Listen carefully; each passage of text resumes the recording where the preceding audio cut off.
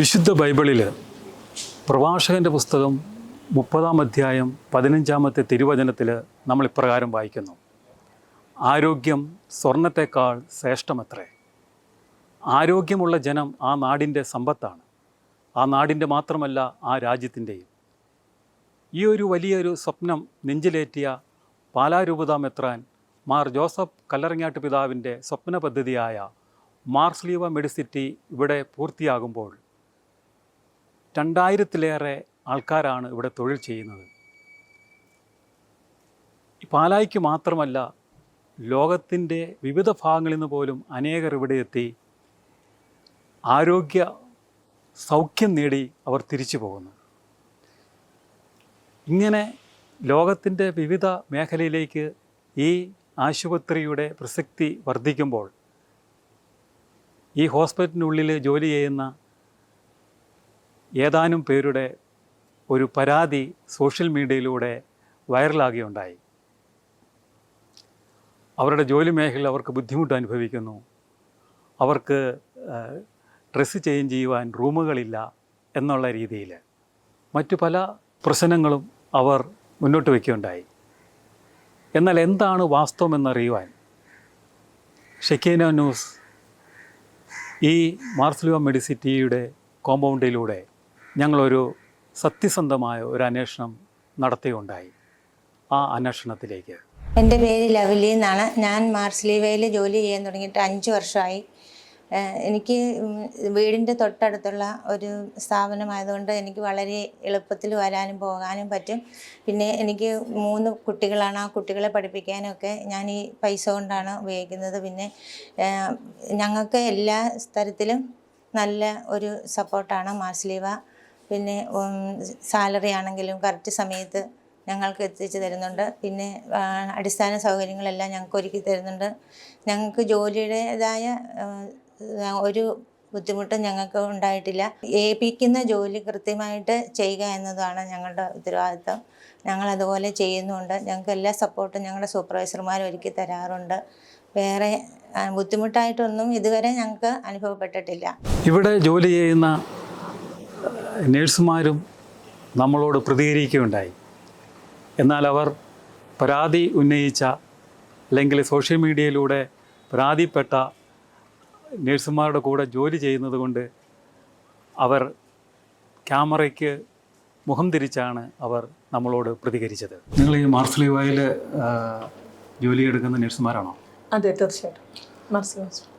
തീർച്ചയായും. പിന്നെ നിങ്ങളുടെ ഈ ജോലിയെക്കുറിച്ചൊക്കെ ചില ബുദ്ധിമുട്ടുകൾ, നേഴ്സുമാർക്ക് ചില ബുദ്ധിമുട്ടുകൾ ഉണ്ടാകുന്നുണ്ട്, ജോലിമേൽ വലിയ പ്രശ്നങ്ങളാണ് എന്നൊക്കെ ഇങ്ങനെ കേൾക്കാനിടയായി. അത് എത്രമാത്രം വാസ്തവമുണ്ട് അതിൻ്റെ പിന്നിൽ? ഞങ്ങൾ ശരിക്കും സംതൃപ്തരാണ്. എന്നെ സംബന്ധിച്ച് ഞാൻ സംതൃപ്തിയാണ് ഈ ഹോസ്പിറ്റലിൽ ഡ്യൂട്ടി ചെയ്യുന്നതിൽ. നമുക്ക് കൃത്യമായൊരു കാര്യങ്ങളും അതുപോലെ തന്നെ എല്ലാ കാര്യങ്ങളും നല്ല രീതിയിൽ മുന്നോട്ട് പോകുന്നുണ്ട്. എത്ര വർഷമായി ഇവിടെ ജോലി ചെയ്യാൻ തുടങ്ങിയിട്ട്? ഞാനിവിടെ വന്നിട്ട് 1 ഇയർ കഴിഞ്ഞു. ഇവിടുത്തെ ഈ ഹോസ്പിറ്റലിലെ അഡ്മിനൊക്കെ നഴ്സുമാരോട് എങ്ങനെയാണ്? അവരുടെ നല്ല സൗഹൃദപരമായ ഒരു പെരുമാറ്റം തന്നെയാണ്. അതിപ്പം ഞങ്ങൾ തന്നെ പലപ്പോഴും ഓർത്തിട്ടുണ്ട്, ഇത്രയും കംഫോർട്ടബിളായിട്ട് നമുക്ക് വർക്ക് ചെയ്യാൻ പറ്റുന്ന ഒരു സ്ഥലമാണ്. എനിക്കിവിടെ നല്ല രീതിയിലുള്ള എല്ലാം നല്ലതായിട്ടാണ് കിട്ടിയിട്ടുള്ളൂ. ചേഞ്ചിങ് റൂമോ അങ്ങനത്തെ പ്രശ്നങ്ങളൊന്നും ഇവിടെ നല്ലതായിട്ടുള്ള കിട്ടിയിട്ടുള്ളൂ. പിന്നെ ഇപ്പോൾ നമുക്ക് സാലറി ആണെങ്കിൽ തന്നെ 6-ാം തീയതി എന്ന് പറയുന്ന ദിവസം നമുക്ക് സാലറി വന്നിരിക്കും. പ്രത്യേകിച്ച് അങ്ങോട്ടും ഇങ്ങോട്ടും ഒരു മാറ്റമൊന്നുമില്ല.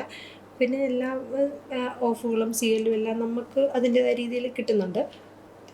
എനിക്ക് തോന്നിയിട്ടില്ല. പ്രത്യേകിച്ച് ഒരു മെയിനായിട്ട് പറഞ്ഞാൽ ഈ ഡ്രസ്സിങ് റൂം, ചേഞ്ചിങ് റൂമിന് ബുദ്ധിമുട്ടുണ്ട് എന്നുള്ളതാണ്. പ്രത്യേകിച്ച് ഫീമെയിൽ നേഴ്സസ്മാരുടെ ചേഞ്ചിങ് റൂമൊക്കെ എങ്ങനെയുണ്ട്? നല്ല രീതിയിലാണോ? ഞങ്ങളുടേത് നിലവിൽ കുഴപ്പമില്ല. നല്ല ചേഞ്ചിങ് റൂമൊക്കെയാണ്, കുഴപ്പമൊന്നുമില്ല. ഞങ്ങൾക്ക് സെപ്പറേറ്റ് ഒരു കബോർഡൊക്കെ ഉണ്ട്. കുഴപ്പമൊന്നും ഞങ്ങൾക്ക് നിലവിലില്ല. ചേഞ്ചിങ് റൂമിന് പ്രത്യേകിച്ച് പ്രശ്നങ്ങളൊന്നും. ഇവിടെ ജോലിയിൽ പ്രവേശിച്ചിട്ട് എത്ര നാളായി? 4 മാസം. ഇവിടെ ഈ 4 മാസം ആകുമ്പോൾ പ്രത്യേകിച്ച് വേറെ ഏതെങ്കിലും ഹോസ്പിറ്റലിൽ നിന്ന് ട്രെയിനി ആയ ശേഷമാണ് ഇവിടെ ജോലിക്ക് പ്രവേശിക്കുന്നത്? ഞാൻ ആദ്യം ഇങ്ങോട്ടാണ് വന്നത്. കുറേ ആശുപത്രികളിൽ നോക്കിയായിരുന്നു.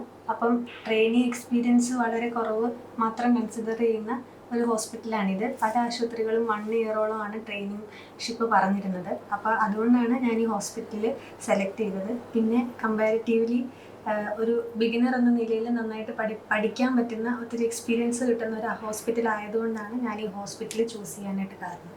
ഇവിടുത്തെ സാലറിയും മറ്റുള്ള കാര്യങ്ങളെല്ലാം എങ്ങനെയുണ്ട്? നിങ്ങൾ അതിൽ സംതൃപ്തരാണ്? എന്നോട് ചേർന്നപ്പോൾ പറഞ്ഞിരുന്നത് എന്താണോ ആ സാലറി എനിക്ക് കിട്ടുന്നുണ്ട്. അതുപോലെ തന്നെ പബ്ലിക് ഹോളിഡേ വർക്ക് ചെയ്യുമ്പോഴും ഡബിൾ ഡ്യൂട്ടി ചെയ്യുവാണെങ്കിലും അതിനനുസരിച്ച് കൂട്ടിത്തരുമെന്ന് അവർ പറഞ്ഞിരിക്കുന്ന സാലറി അവർ തരാറുമുണ്ട്. ഇവിടെ പിന്നെ ഈ നഴ്സുമാരെ മുന്നിൽ നിർത്തിക്കൊണ്ടുള്ള ഈ ചില പ്രചരണങ്ങളൊക്കെ അത് ശരിയാണോ? ഈ പ്രചരണങ്ങളെല്ലാം ശരിയാണോ? ശരിക്കും പറഞ്ഞാൽ അതിനോട് ഞാൻ യോജിക്കുന്നില്ല. കാരണം നമ്മൾ വർക്ക് ചെയ്യുന്ന ഒരു സ്ഥാപനം നല്ല രീതിയിൽ നമുക്ക് ഇൻഷുറൻസ് ഉണ്ടെന്ന് പറഞ്ഞെങ്കിൽ പോലും നമുക്കൊരു ഫാമിലി ഇൻഷുറൻസിൽ സാലറി ഇൻഷുറൻസ് പിടിക്കുന്നുണ്ടെങ്കിൽ പോലും നമുക്കതൊന്ന് അഡ്മിറ്റ് ആവുകയൊക്കെ ചെയ്യുമ്പോഴത്തേക്കിനും നമുക്ക് ഒത്തിരിയേറെ ബെനിഫിറ്റ് ഉണ്ട്. ഇപ്പോൾ ഒരു 50,000 രൂപയുടെ ബില്ല് വന്നാൽ അത് ഇൻഷുറൻസും കവർ ചെയ്ത് കഴിഞ്ഞാൽ പ്രത്യേകിച്ച് സ്റ്റാഫ് ക്രെഡിറ്റ് 10% സ്റ്റാഫ് ക്രെഡിറ്റ് ഉണ്ട്. അതും കഴിഞ്ഞ് വരുമ്പോൾ നമുക്ക് അടയ്ക്കേണ്ടത് വരുന്ന ഏകദേശം ഒരു 2,000 അല്ലെ 1,500. അതിൻ്റെ ഒരു അനുഭവസ്ഥയാണ്. എൻ്റെ ഡെലിവറി ഇവിടെയായിരുന്നു, ഞാൻ അനുഭവസ്ഥയാണ്. അതുകൊണ്ട് മറ്റുള്ളവർ പറയുന്ന പോലെ എനിക്ക് തോന്നുന്നില്ല ഇവിടെ അങ്ങനെ വലിയ ഒരു പ്രശ്നം ഉണ്ടെന്നുള്ള കാര്യം. പിന്നെ പലർക്കും പല രീതി ഫീൽ ചെയ്യുന്നതായിരിക്കാം. എന്നെ സംബന്ധിച്ച് ഞാൻ കംഫർട്ടാണ്. അധികാരികളുമായിട്ട് മാനേജ്മെൻ്റ് ആയാലും നമ്മുടെ ഡ്യൂട്ടേഴ്സിലായാലും എല്ലാം സാറ്റിസ്ഫൈഡ് ആണ്. കിട്ടുന്ന സാലറിയിലും സംതൃപ്തയാണ്. ഇതിനു മുമ്പ് ഈ ഹോസ്പിറ്റലിന് മുമ്പ് നിങ്ങൾ എവിടെയെങ്കിലും ജോലി ചെയ്തിട്ടുണ്ടോ? ഹോസ്പിറ്റലിൽ ജോലി ചെയ്തിട്ടുണ്ടോ? അപ്പം ഈ മറ്റുള്ള നിങ്ങൾ ജോലി ചെയ്തിട്ടുള്ളത് വെച്ച് നോക്കുമ്പോൾ ഈ ഹോസ്പിറ്റലും മറ്റുള്ള ഹോസ്പിറ്റലും തമ്മിലുള്ള പ്രത്യേകത, ഇതിൻ്റെ ഉള്ള അഡ്വാൻറ്റേജ് എന്തൊക്കെയാണ്? മറ്റുള്ള വെച്ച് നോക്കുകയാണെങ്കിൽ ഇവിടെ വർക്ക് ചെയ്തിട്ട് ഇപ്പം ഞാൻ 2 വർഷമായി. ഞാനിവിടെ സാറ്റിസ്ഫൈഡ് ആണ്, കുഴപ്പമൊന്നുമില്ല. മറ്റു ഹോസ്പിറ്റലിൽ വെച്ച് നോക്കുകയാണെങ്കിൽ ഓഫുകളുടെ കാര്യത്തിലും കൂടുതലുണ്ട്. പിന്നെ നമുക്ക് CLO എല്ലാം അതിനേക്കാളും ബെറ്ററാണ്. പിന്നെ സാലറി എല്ലാം മറ്റു ഹോസ്പിറ്റലിൽ വെച്ച് നോക്കുകയാണെങ്കിൽ ഇവിടെ ബെറ്ററായിട്ടാണ് എനിക്ക് ഫീൽ ചെയ്തിട്ടുള്ളത്. ഇങ്ങനെ ചില പ്രചാരണങ്ങൾ വന്ന് നിങ്ങളെ നിർബന്ധിച്ച് ഓവർ ടൈം ചെയ്യിപ്പിക്കുന്നു, അതുപോലെ തന്നെ ഡ്യൂട്ടി ടൈമൊക്കെ നിങ്ങളെ ഒത്തിരിയേറെ ബുദ്ധിമുട്ട് നിങ്ങൾ അനുഭവിക്കുന്നു എന്നൊക്കെ പറയുന്നതിൽ വാസ്തവമുണ്ടോ? അത് വാസ്തവം ഉണ്ടെന്ന് തോന്നുന്നില്ല. കാരണം നമുക്ക് എന്തെങ്കിലും രീതിയിൽ നമ്മളൊരു വാർഡിൽ ജോലി ചെയ്യുന്ന ആൾ കൂടെയുള്ള സഹപ്രവർത്തകരോ എന്തെങ്കിലും സിക്കായിട്ടോ അല്ലെങ്കിൽ കുട്ടികളുള്ളവരാണെന്നുണ്ടെങ്കിൽ പിള്ളേരുടെ ആവശ്യങ്ങളോ എന്തെങ്കിലും എമർജൻസി കുഞ്ഞുങ്ങൾക്ക് വല്ല അസുഖങ്ങൾ കാര്യങ്ങളോ ഉള്ളപ്പം നമുക്ക് ഡ്യൂട്ടിയിൽ ഷോർട്ടേജ് വരും. അപ്പം നമ്മുടെ കൂടെ വർക്ക് ചെയ്യുന്ന ആളോട് അവർ ചോദിക്കും, ഇൻ കേസ് നമുക്ക് അഥവാ അങ്ങനെ ഒരു സിറ്റുവേഷൻ വന്നാൽ ഒന്ന് ഡബിൾ ഡ്യൂട്ടി ചെയ്യാവോ, ഇപ്പോൾ മോർണിംഗ് ഷിഫ്റ്റ് ആണെന്നുണ്ടെങ്കിൽ ഈവനിങ് കൂടെ നിൽക്കാവോ, ബുദ്ധിമുട്ടുണ്ടോ എന്ന് ചോദിക്കും. സോ നമ്മൾക്ക് ബുദ്ധിമുട്ടുണ്ടെങ്കിൽ നമ്മളത് ബുദ്ധിമുട്ടുണ്ടെന്ന് പറയും. അപ്പോൾ അടുത്ത ആളോട് ചോദിക്കും. ഇല്ലെങ്കിൽ നമുക്ക് ഓക്കെ എനിക്ക് കുഴപ്പമില്ല ഞാൻ നിന്നുള്ള സിസ്റ്റർ എന്ന് പറയുമ്പോൾ നമ്മളെ അത് നിർത്തുകയും അതിനൊപ്പം തന്നെ നമുക്കത് പേയ്മെൻറ്റ് ഡബിൾ ഡ്യൂട്ടി പേയ്മെൻറ്റ് തരികയും പിന്നെ നമുക്ക് ഫുഡ് കഴിക്കാനുള്ള, അതായത് ഇപ്പം മോർണിംഗ് വരുമ്പോൾ ഞാൻ ഈ ഉച്ചവരെ നിന്നിട്ട് പോകുമ്പോൾ ഫുഡ് കൊണ്ടുവരികയില്ല. അപ്പോൾ എനിക്കതിൻ്റെ കൂപ്പൺ തരും. നമുക്ക് ക്യാൻറ്റീനിൽ പോയി ആ കൂപ്പൺ ഫുഡ് മേടിച്ച് കഴിച്ചാൽ മതി. വേറെ ബുദ്ധിമുട്ടായിട്ട് വരുന്നില്ല. പിന്നെ അതിനകത്ത് എങ്ങനെ ഈ ബുദ്ധിമുട്ട് വരുന്നതെന്ന് അറിയത്തില്ല, ഓവർ ടൈം വരുന്നത് എങ്ങനെയാണെന്ന് അറിയത്തില്ല. പിന്നെ അതുപോലെ തന്നെ ഇൻ കേസ് നമ്മൾ ലേറ്റ് ആയെങ്കിൽ പോലും അത് എൻ്റെ ജീവിതത്തിൽ ഞാൻ വർക്ക് ചെയ്തിട്ടുള്ള ഒരു ഹോസ്പിറ്റലും കണ്ടിട്ടില്ല നമ്മളെ ഇവിടുന്ന് നമ്മുടെ സൂപ്പർവൈസേഴ്സിനോട് പറയും, സിസ്റ്റർ ഞാനിങ്ങനെ ലേറ്റ് ആയിപ്പോൾ എനിക്ക് ഹോസ്റ്റലേഴ്സാണ് അല്ലെ എനിക്ക് ബസ്സിന് പോകേണ്ടതാണ്, എനിക്ക് ഇവിടെ നിന്നുള്ള ബസ് മിസ്സായെന്ന് പറഞ്ഞാൽ പോലും അത് അറേഞ്ച് ചെയ്ത് നമ്മളെ അടുത്ത ബസ് കിട്ടുന്ന സ്ഥലം എവിടെയാണോ അവിടം വരെ നമ്മളെ കൊണ്ട് ഇവിടുന്ന് അധികാരികൾ ഉത്തരവാദിത്തപ്പെട്ടവർ നമ്മളെ കൊണ്ടുവന്നാക്കി നമ്മൾ വീട്ടിൽ ചെന്നെന്ന് ഉറപ്പ് വരും. അതൊക്കെ നമുക്കൊരു പേഴ്സണലി അനുഭവത്തിൽ നിന്ന് പറയുന്ന കാര്യങ്ങളാട്ടോ. ഒരുമാതിരിപ്പെട്ട ഒരു 90% ആൾക്കാർക്കും ഇത് തന്നെയാണ്. പിന്നെ ഈ പറയുന്ന പോലെ എല്ലാ സ്ഥാപനങ്ങളിൽ വർക്ക് ചെയ്യുമ്പോഴും 1-2 പേര് ചെയ്യുന്നതിൻ്റെ പേരിലായിരിക്കും ഇങ്ങനെ പ്രക്ഷോഭങ്ങളും കാര്യങ്ങളും ഒക്കെ ആയിട്ട് ഇറങ്ങുന്നത്, അല്ലാതെ വേറെ പ്രത്യേകിച്ച്. ഇവരെ നിങ്ങളെ കൊണ്ട് ഈ 12 മണിക്കൂറോളം ജോലി ചെയ്യിപ്പിക്കുന്നു അങ്ങനെയൊക്കെ ഒരു പ്രചാരണങ്ങൾ ഉണ്ടാകുന്നുണ്ടല്ലോ, അത് എത്രമാത്രം ശരിയാണ്? 12 മണി നമുക്ക് ആക്ച്വലി 6 hours ഡ്യൂട്ടിയാണ്. 6 hours ഡ്യൂട്ടി ഉള്ളൂ പെർ ഡേ ദിവസങ്ങളിൽ അല്ലേ? ഡേ നൈറ്റിൽ മാത്രം. അതിപ്പോൾ എല്ലാ ഹോസ്പിറ്റലും അങ്ങനെയല്ലേ, നൈറ്റിൽ 12 hours അത് കമ്പൽസറി. എല്ലാ ഹോസ്പിറ്റലുകളും അങ്ങനെയാണ്.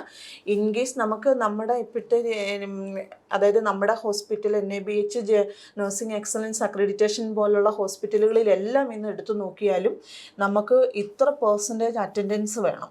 ഇൻ കേസ് എനിക്കൊരു സിക്ക് ലീവായി എനിക്ക് വർക്ക് ചെയ്യാൻ പറ്റുന്നില്ല, അല്ലെങ്കിൽ എനിക്ക് ലീവ് കുറേ പോയി, എനിക്ക് ആ മാസം അവർ ആയില്ലെങ്കിൽ തീർച്ചയായിട്ടും ഞാനത് 6 hours എന്നുള്ളത് 8 hours കണ്ടിന്യൂസ് ചെയ്യണോ, അല്ലെങ്കിൽ 12 hour നൈറ്റ് എടുത്ത് എൻ്റെ അവേഴ്സ് ക്ലിയർ ചെയ്യുക എന്നുള്ളത് അത് എൻ്റെ ബാധ്യതയാണ്.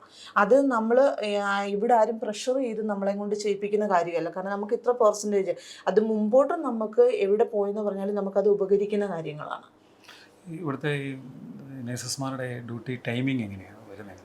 നമുക്ക് 6 hours ആണ്, 7 to 1, 1 to 7, നൈറ്റ് മാത്രം 12 hours. ഒരു 7 days മന്ത്ലി നമ്മൾ നൈറ്റ് ചെയ്യുന്നുണ്ട്. അല്ലാതെ ബാക്കി എല്ലാ 6 hours ഡ്യൂട്ടിയാണ്. നമുക്ക് മന്ത്ലി ഓഫ്, 5 ഓഫ്, CL, അങ്ങനെ എല്ലാ സംഭവങ്ങളും കിട്ടുന്നുണ്ട്. ഹോളിഡേക്ക് ആണെങ്കിൽ നമുക്ക് ഡ്യൂട്ടി ചെയ്താൽ എക്സ്ട്രാ പേയ്മെൻറ്റ് കിട്ടും, ഓഫും കിട്ടും. അതൊക്കെ കറക്റ്റ് നമുക്ക് കിട്ടുന്നുണ്ട്. പിന്നെ ഈ പറഞ്ഞ പോലെ നമ്മൾ ഡ്യൂട്ടി ചെയ്ത് 6 hours ഡ്യൂട്ടി ആണെങ്കിൽ പോലും അതിനിടയ്ക്ക് നമുക്ക് കോഫി കുടിക്കാനുള്ള ടൈം, പോയി താഴെ പോയി നമുക്ക് കോഫി കുടിക്കാം. അതിനുള്ള സൗകര്യം അതൊക്കെ എപ്പോഴും നമുക്ക് പോയി കുടിക്കാവുന്നതാണ്. ഇപ്പോൾ മോർണിംഗിൽ വന്നാൽ പോലും നമുക്ക് ഫുഡ് കഴിക്കാനുള്ള സൗകര്യം നമുക്കുണ്ട്. നിങ്ങൾക്ക് വേണ്ട ഒരു മാനുഷ്യ പരിഗണന എപ്പോഴും ഹോസ്പിറ്റലിൽ തരുന്നുണ്ടോ? അസുഖമൊക്കെ ആണെങ്കിൽ തന്നെ, സിക്കൊക്കെ നമുക്ക് പറഞ്ഞാൽ നമുക്കത് ഡ്യൂട്ടി മാറ്റിയെടുക്കാൻ നമ്മുടെ കൂടെയുള്ള കോവർക്കേഴ്സ് ഡ്യൂട്ടി എടുക്കും. അങ്ങനെ പ്രത്യേകിച്ച് കുഴപ്പങ്ങളൊന്നുമില്ല. കോഫി കുടിക്കാൻ ടൈമുണ്ട്, എന്തെങ്കിലും വയ്യായിക്കുണ്ട്, ഇതിനൊക്കെ സൗകര്യങ്ങളൊക്കെ ഇവിടെ ചെയ്തു തരുന്നുണ്ട്. കുഴപ്പങ്ങളൊന്നുമില്ല. നിങ്ങൾ ഏകദേശം ഇവിടെ ഈ സ്ഥാപനത്തിൽ ജോലി ചെയ്യുന്ന ഒരു 600ഓളം വരുന്ന നഴ്സുമാരുടെ പ്രതിനിധികളായിട്ടാണ് നിങ്ങൾ നിൽക്കുന്നത്. മൊത്തത്തിൽ ഇവിടെ നഴ്സുമാരുടെ ഈ സ്ഥാപനത്തോടുള്ള അവരുടെ അഭിപ്രായങ്ങൾ എന്തുമാത്രം ശരിയായിട്ട് നിങ്ങൾക്കൊന്ന് പറയാൻ പറ്റും? എങ്ങനെ നമ്മൾ കൂടുതലും ഒരു സ്ഥാപനത്തിൽ ജോലി ചെയ്യുമ്പോൾ നമുക്ക് അവർ നമ്മളെ കൺസിഡർ ചെയ്ത് നല്ലൊരു പരിഗണന നമുക്ക് തരുമ്പം തീർച്ചയായിട്ടും എൻ്റെ ഒരു അഭിപ്രായത്തിൽ നമ്മൾ തിരിച്ച് കൂറുള്ളവരായിട്ട് നിൽക്കുക. കാരണം എവിടെ, അത് ഏത് സ്ഥാപനത്തിലായാലും ശരി, കാരണം അവർ അതുപോലെ നമുക്ക് വേണ്ടുന്ന കംഫർട്ട് സോൺ നമുക്ക് തരുന്നുണ്ട്.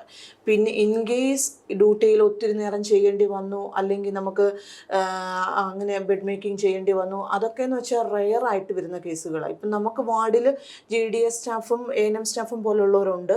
സോ അവർ നമ്മൾ എന്തെങ്കിലും പേഷ്യൻ്റെ ആവശ്യത്തിനൊന്ന് ഫാർമസി അല്ലെങ്കിൽ മറ്റെവിടെയെങ്കിലും പേഷ്യൻ്റെയും കൊണ്ട് ഷിഫ്റ്റിങ്ങിനോ എന്തെങ്കിലും പോകുന്ന സമയത്ത് മാത്രമാണ് നമുക്ക് ഇങ്ങനത്തെ കാര്യങ്ങളിലൊക്കെ നഴ്സുമാർ ഇപ്പം, അല്ലാതെ ഇത് തന്നെ ചെയ്തേ പറ്റുള്ളൂ, നഴ്സുമാർ മാത്രം ചെയ്യണമെന്ന് ആരും നമ്മളെ നിർബന്ധിക്കത്തില്ല.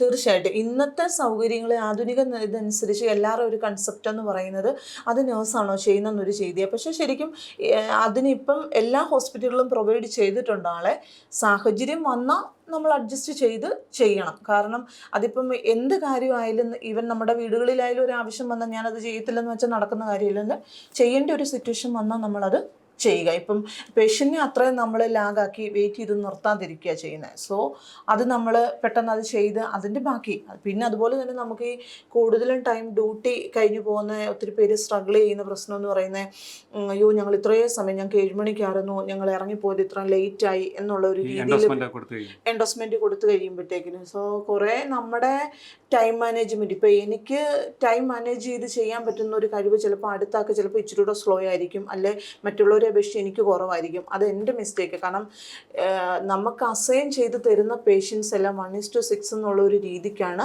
എല്ലായിടത്തും അങ്ങനെ തന്നെയാണ്. അല്ലെങ്കിൽ അത് നമ്മുടെ നോർമൽ വാർഡുകളിൽ കേട്ടോ, ICUസിലൊന്നും ഇതല്ല, അത് അങ്ങനെ കൂട്ടരുത്. വാർഡുകളിൽ സാധാ പേഷ്യൻസ് സിക്കായിട്ടുള്ളവരാകുമ്പോഴത്തേക്കിന് അതിൻ്റെ റേഷ്യോ കുറയും. അപ്പോൾ നമ്മളത് അഡ്ജസ്റ്റ് ചെയ്ത് ഡ്യൂട്ടി ചെയ്തേച്ച് നമ്മൾ ഇറങ്ങുന്ന ടൈം പോലെ ഇരിക്കും. ഇപ്പം ഞാൻ ലാഗായിട്ട് ഞാൻ മറ്റുള്ളവരെ കുറ്റം പറഞ്ഞിട്ട് കാര്യമില്ല. അല്ലെങ്കിൽ എനിക്ക് തിരക്ക് വരുമ്പം എൻ്റെ ഒരു പൊതുവായിട്ടുള്ള ഒരു അഭിപ്രായത്തിൽ ഞാൻ വർക്ക് ചെയ്തെടുത്തൊക്കെ നമുക്ക് നമ്മുടെ കൂടെ നിൽക്കുന്ന സ്റ്റാഫുമാരെ, അതായത് എന്തെങ്കിലും ഒരു ഇതുണ്ടെങ്കിൽ ഇച്ചിരി താമസിച്ച് പോയോ ഓക്കെ എന്നാൽ ഞങ്ങളിവിടെ കൂടി തരാം, അങ്ങനെ അഡ്ജസ്റ്റ് ചെയ്ത് നമ്മൾ സപ്പോർട്ട് ചെയ്ത് പലരും ചെയ്യുന്ന കാര്യങ്ങളാണ്. പക്ഷേ വീണ്ടും ഒത്തിരി ഇങ്ങനെ താമസിച്ച് പോയിട്ട് പിന്നെ നമ്മൾ മാനേജ്മെൻറ്റിനെ കുറ്റപ്പെടുത്തിയിട്ട് കാര്യമില്ലല്ലോ. ഇവിടെ ഇത്ര നാളും ഇവിടെ ജോലി ചെയ്യുമ്പോൾ ഈ സ്ഥാപനത്തെക്കുറിച്ചുള്ള നിങ്ങൾ എങ്ങനെയാണ്, നിങ്ങളിവിടെ ജോലി ചെയ്യുന്നത് നിങ്ങൾ ഹാപ്പിയാണോ? അത് നിങ്ങളുടെ ഒരു വ്യക്തിപരമായ ഒരു അഭിപ്രായം എന്താണ്? എൻ്റെ പേഴ്സണൽ അഭിപ്രായത്തിൽ വളരെ എക്സ്പീരിയൻസ് കുറവുള്ള ആളാണ് ഞാൻ. അപ്പം നമ്മുടെ ഈ ഒരു ഏരിയ വെച്ചിട്ട് എനിക്ക് തോന്നുന്നു വളരെ കുറച്ച് നാളുകൊണ്ട് ഇത്രയും പോപ്പുലാരിറ്റി നേടുകയും അതുപോലെ തന്നെ ഈ മലമ്പ്രദേശത്തുള്ള ആൾക്കാർക്കൊക്കെ ഭയങ്കര ഒരു ഹെൽപ്ഫുൾ ആയിട്ടുള്ള ഒരു ഹോസ്പിറ്റലാണിത്. എൻ്റെ സ്ഥലം ഒരു ഉൾപ്രദേശത്താണ്. അപ്പോൾ ഒരു ആശുപത്രി ഇല്ലാത്തതിൻ്റെ പോരായ്മ എത്രത്തോളം ആണെന്നുള്ളത് ശരിക്കും അറിയാവുന്ന ഒരു വ്യക്തിയാണ് ഞാൻ. അപ്പോൾ ആ ഒരു സാഹചര്യത്തിൽ നിന്ന് നോക്കുവാണെങ്കിൽ നമുക്കറിയാം, ഇത്രയും വലിയൊരു ഇൻസ്റ്റിറ്റ്യൂഷനെ ഇത്രയും ആൾക്കാരുള്ള ഒരു ഓർഗനൈസേഷനെ മുന്നോട്ട് കൊണ്ടുപോകണമെങ്കിൽ ഒരുപാട് പ്രയാസമുണ്ട്. പല സ്വഭാവമുള്ള ആൾക്കാർ, പല രീതികൾ. അപ്പോൾ അവരെല്ലാം കോർഡിനേറ്റ് ചെയ്ത് മുന്നോട്ട് പോകാമെന്ന് പറയുന്നത് ഭയങ്കര ബുദ്ധിമുട്ടാണ്. അപ്പോൾ അതിൻ്റെ ഇടയ്ക്ക് ചില പ്രശ്നങ്ങളൊക്കെ സംഭവിക്കാം. ചിലപ്പം ചിലർ മനസ്സിലാകാതിരിക്കാം, അങ്ങനെ ചില പ്രശ്നങ്ങളുണ്ടാകാം. അതെല്ലാ ജോലി മേഖലയിലുള്ള കാര്യമാണല്ലോ. എല്ലാ ജോലി മേഖലയിലും ഉണ്ട്. അത് നമ്മൾ പഠിക്കുമ്പോഴും ഉണ്ട്, ജോലി ചെയ്യുമ്പോഴും ഉണ്ട്, വീട്ടിലും ഉണ്ട്, എല്ലായിടത്തും ഉണ്ട്. അപ്പോൾ എന്നെ സംബന്ധിച്ചിടത്തോളം അറിവ് നേടുക എന്നുള്ള ലക്ഷ്യമാണ് ജോലിനെക്കാട്ടും ഉപരിയായിട്ട് ഞാനിവിടെ വന്നേക്കുന്നത്. അപ്പോൾ ആ ഒരു സാഹചര്യത്തിൽ ഞാൻ വെച്ച് നോക്കുവാണെങ്കിൽ എന്നെ സംബന്ധിച്ചിടത്തോളം വളരെ അഡ്വാൻസ്ഡ് ആയിട്ടുള്ള എക്യുപ്മെൻറ്റ്സുകൾ ഉപയോഗിക്കുന്ന ഒരു ഹോസ്പിറ്റലാണ് ഇവിടെ. അതുപോലെ തന്നെ വളരെ അഡ്വാൻസ്ഡ് ആയിട്ടുള്ള ടെസ്റ്റ് മെത്തേഡ്സുകൾ, ഡയഗ്നോസ്റ്റിക് മെഷേഴ്സുകൾ, അതുപോലെ തന്നെ ഒത്തിരി ഡിപ്പാർട്ട്മെൻറ്റ്സുകൾ, പിന്നെ ആയുർവേദത്തിൻ്റെയും അതുപോലെ തന്നെ ബാക്കിയായിട്ടുള്ള ഇപ്പം മെഡിസിനെ മാറ്റി നിർത്തി ഓൾട്ടർനേറ്റീവ് ആയിട്ടുള്ള ആ ഒരു സെക്ഷൻ ഇത്രയും നന്നായിട്ട് കൊണ്ടുപോകുന്ന ഒരു ഹോസ്പിറ്റലാണ് നമുക്കറിയാം മാർസ്ലീവ. അപ്പം അങ്ങനെയൊക്കെ വെച്ച് നോക്കുവാണെങ്കിൽ പഠിക്കാനായിട്ട് എന്നെ സംബന്ധിച്ചിടത്തോളം ഒത്തിരി ഹെൽപ്ഫുൾ ആയിട്ടുള്ള ഒരു ഹോസ്പിറ്റലാണിത്. അതുകൊണ്ടാണ് ഞാൻ ഈ ഹോസ്പിറ്റൽ ചൂസ് ചെയ്യാൻ കാരണം. അപ്പോൾ ആ ഒരു രീതിയിൽ എനിക്ക് ഓരോ ദിവസവും ഒത്തിരി എക്സ്പീരിയൻസും ഒത്തിരി നോളജും ലഭിക്കുന്ന ഒരു സ്ഥലമാണ് ഇത്. ഒരു പാഠശാല എന്ന് വേണം നമുക്ക് പറയാം.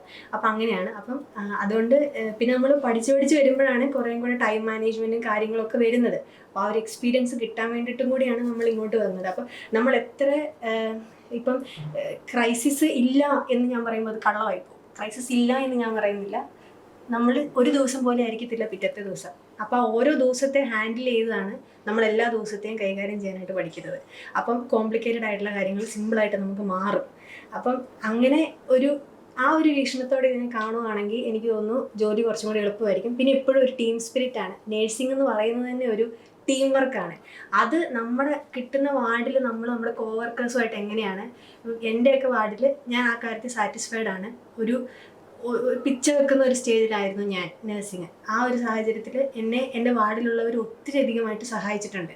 അപ്പോൾ ഒരുപാട് മണ്ടത്തരങ്ങളും പൊട്ടത്തരങ്ങളും കാണിക്കാൻ നമ്മൾ പോകുമ്പോൾ അതിൽ നിന്ന് നമ്മളെ പിന്തിരിപ്പിച്ച് നേർവഴിക്ക് നടത്താനായിട്ടും, അതുപോലെ തന്നെ നമ്മൾ എത്ര ഇതായാലും ഞാനത് നിനക്ക് ഹെൽപ്പ് ചെയ്ത് തരാം, നമുക്കിത് ഒരുമിച്ച് ചെയ്യാം എന്നുള്ള ഒരു ടീം സ്പിരിറ്റോട് കൂടി തന്നെ പോകുന്നൊരു വാർഡിലാണ് ഞാൻ നിൽക്കുന്നത്. അതുകൊണ്ട് എനിക്കതൊരു ബേർഡനായിട്ട് ഇതുവരെ തോന്നിയിട്ടില്ല. അപ്പം ഞാൻ പഠനം എന്നുള്ള രീതിയിലാണ് ഈ ഹോസ്പിറ്റലിനെ കൂടുതലായിട്ടും കാണുന്നത്. എനിക്കതുകൊണ്ട് ഞാൻ ആ കാര്യത്തിൽ സാറ്റിസ്ഫൈഡ് ആണ്. ഒരു മുതിർന്നൊരു നേഴ്സ് എന്ന രീതിയിൽ ചോദിക്കുകയാണ്, ഈ പ്രത്യേകിച്ച് രോഗി പരിപാലനത്തോടൊപ്പം തന്നെ ഇതുപോലെ കുട്ടി പറഞ്ഞ പോലെ തന്നെ പുതുതായിട്ട് വരുന്നവരെയൊക്കെ മുഖ്യധാര നേഴ്സസിൻ്റെ മേഖലയിലേക്കൊക്കെ ഉയർത്താനായിട്ട് പറ്റിയ ഒരു സാഹചര്യം ഹോസ്പിറ്റൽ ഒരുക്കി തരുന്നുണ്ടോ? തീർച്ചയായും ഒരുക്കി തരുന്നുണ്ട്. കാരണം അവർ വന്ന് പുതിയ പിള്ളേർ സ്റ്റാർട്ടിങ് പഠിച്ചിറങ്ങിയ പിള്ളേരായിരിക്കും കയറുന്നത്. അവരെ 6 months നമ്മളെടുത്താൽ അത് കഴിഞ്ഞ് അവർ സ്റ്റാഫായി കയറ്റി അവരതനുസരിച്ച് എല്ലാം പഠിപ്പിച്ച് എല്ലാ കാര്യങ്ങളും ചെയ്യുന്ന ക്ലാസ്സുകളുണ്ട്. നമുക്ക് ഗവൺമെൻറ് ക്ലാസ്സുകളുണ്ട്. വീണ്ടും പിന്നെ നമുക്ക് ഓരോ മന്ത്ലി ക്ലാസ് ഉണ്ട്. ആ ക്ലാസ്സുകളെല്ലാം ചെയ്ത് ഇവരെ അതിനനുസരിച്ച് അവർക്ക് നമ്മുടെ കൂടെയുള്ള സ്റ്റാഫ്, ഇപ്പോൾ സീനിയർ സ്റ്റാഫ്മാരാണെങ്കിലും അവരെ കൂടെ എല്ലാം പുതിയതായിട്ട് വരുന്ന പിള്ളേരെ കൂടെ കൊണ്ടുവന്ന് എല്ലാം ചെയ്യിപ്പിച്ച് അവർക്ക് വേണ്ട എല്ലാ കാര്യങ്ങളും ചെയ്ത് കൊടുക്കുന്നുണ്ട്. പിന്നെ നമുക്ക് അതനുസരിച്ചുള്ള ഓരോരോ പ്രോസസ്സിംഗ് ഉണ്ട്. അതെല്ലാം അവർ ഓരോന്നും അറിയില്ലാത്ത പിള്ളേരെല്ലാം പഠിപ്പിച്ച് അതനുസരിച്ചാണ് നമ്മൾ ഒരുക്കിക്കൊണ്ട് പോകുന്നത് മുന്നോട്ട്. അതിനുള്ള നല്ല സാഹചര്യങ്ങൾ ഇവിടെ എല്ലാം ഉണ്ട്. ക്ലാസ്സുകളായിട്ട് നന്നായിട്ട് നടത്തുന്നുണ്ട്. പിന്നെ നമ്മുടെ സീനിയേഴ്സ് ആണെങ്കിൽ നന്നായി പറഞ്ഞു കൊടുത്ത് അതനുസരിച്ചാണ് ഇവരെ കൊണ്ടുപോകുന്നത്. അപ്പോൾ ആദ്യമായി ജോയിൻ ചെയ്യുന്നവർക്ക് നന്നായിട്ട് പോകാൻ പറ്റുന്നൊരു സ്ഥലമാണ് മാർസ്ലീവ. ഇവിടെ ജോലി ചെയ്യുന്ന വൈദികരും പിന്നെ സിസ്റ്റേഴ്സൊക്കെ ഇവിടെ വരുന്ന സ്റ്റാഫുകളെ മതപരിവർത്തനം ചെയ്യുന്നു എന്നൊക്കെ ഒരു പ്രചാരണം ഇങ്ങനെ ഉണ്ടാകുന്നുണ്ട്. അത് എത്രമാത്രം ശരിയാണ്? അങ്ങനെ ഒരിക്കലും ഇവിടെ ചെയ്യാറില്ല. ഒരിക്കലും ചെയ്തിട്ടില്ല, ചെയ്യുകയില്ല. നിങ്ങളുടെ വ്യക്തിപരമായ അനുഭവം? അങ്ങനെ ഒരിക്കലുമില്ല. അങ്ങനെ ഒരു സാഹചര്യത്തിലും അങ്ങനെ നടത്താറില്ല, നടക്കുകയില്ല. അങ്ങനെയില്ല. അങ്ങനെയുള്ള സംഭവം ഇവിടെ ഉണ്ടാവുകയുണ്ട്. അങ്ങനെയൊക്കെ ഒരു ആരോപണങ്ങളൊക്കെ ഇങ്ങനെ ഉയർത്തിയുണ്ടായി? ഇല്ല, അത് വെറും കള്ളത്തരമായിരിക്കും. കാരണം ഇന്നത്തെ ഒരു സിറ്റുവേഷനിലൊന്നും അങ്ങനെ ആരും ചെയ്യാറില്ല.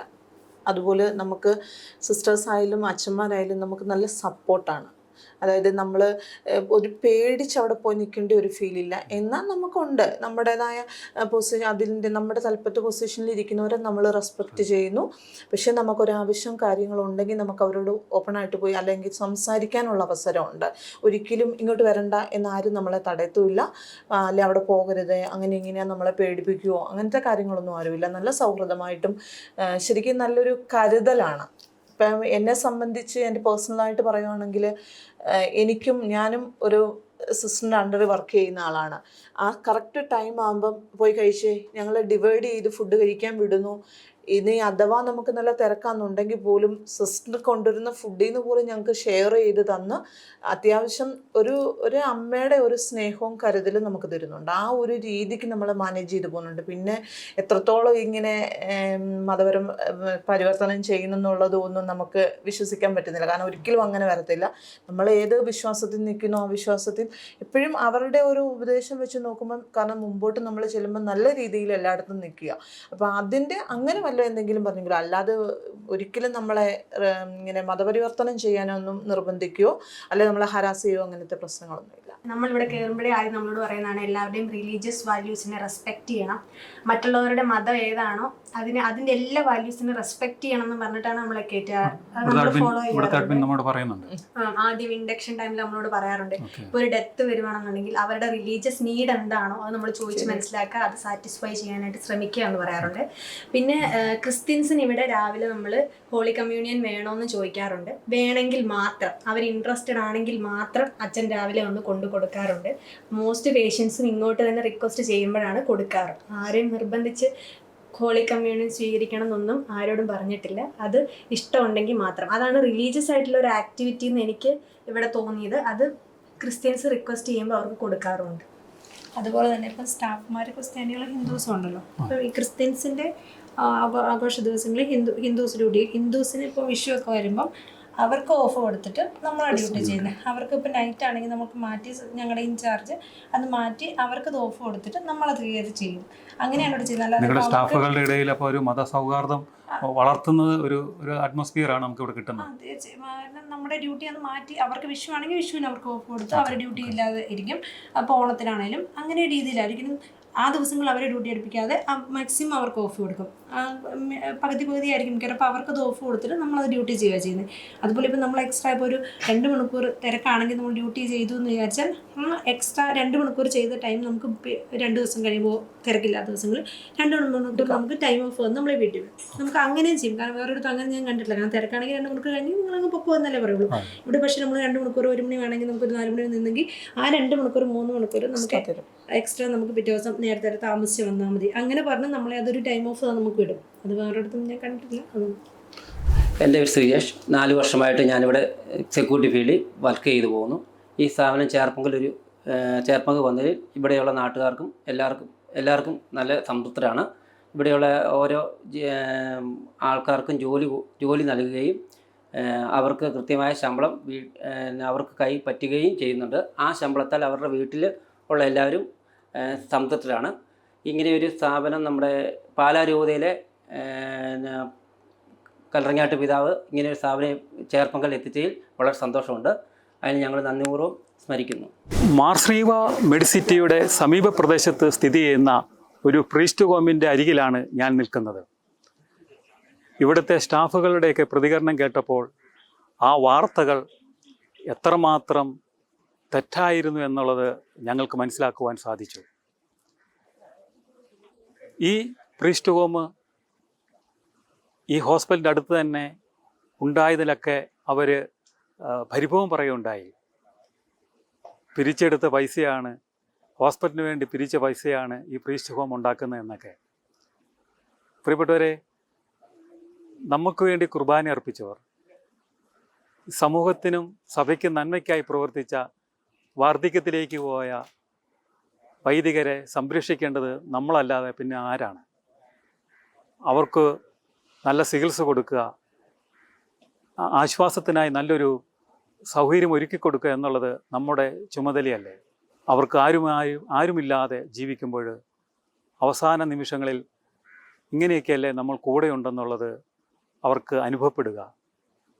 നുണ വർദ്ധിക്കുന്ന ഈ കാലഘട്ടത്തിൽ തെറ്റായ വാർത്തകൾ നൽകി സമൂഹത്തെ സത്യത്തിൽ നിന്നും പിന്നോട്ടടിക്കുന്ന, പ്രത്യേകിച്ച് സഭ ഏറ്റവും കൂടുതൽ പരീക്ഷിക്കപ്പെടുന്ന, അവഹേളിക്കപ്പെടുന്ന ഈ സമയങ്ങളിൽ കൂടുതൽ സഭയുടെ മേൽ ആരോപണങ്ങൾ അടിച്ചേൽപ്പിക്കുവാൻ സഭയിൽ നിന്നു പോലും ആൾക്കാരെ എടുത്തുകൊണ്ട് സഭയ്ക്കെതിരായി ഉപയോഗിക്കുന്നവർ, അവരെല്ലാവരെയും സ്നേഹിത എന്ന് വിളിക്കുവാനും അവർക്ക് വേണ്ടി പ്രാർത്ഥിക്കുവാനും സത്യത്തെ തിരിച്ചറിയുവാനും നഗ്നമായ സത്യത്തെ മനസ്സിലാക്കുവാനുള്ള ജ്ഞാനത്തിനു വേണ്ടിയും നമുക്ക് പ്രാർത്ഥിക്കാം.